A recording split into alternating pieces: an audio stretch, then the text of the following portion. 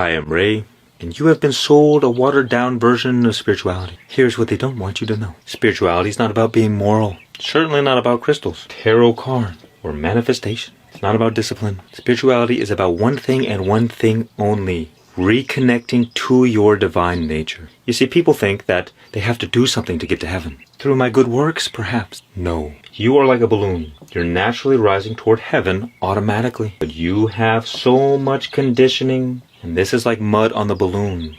And so instead of rising naturally, you fall naturally. And that is why we suffer hell. So spirituality is not so much about doing something. It's about removing the things that are keeping you stuck, that are keeping you from realizing your divine nature. What do I mean? Here's another example. Imagine there's a mirror, but all your conditioning is like dirt and mud on the mirror. So when you look in the mirror, you have a distorted perception of yourself. You believe yourself to be a person. Here I am, a person living my life, doing things in the world. And what we want to do is start cleaning that mirror, polishing the mirror. And what you will see in your true reflection is God. When you have someone like Jesus, what are they?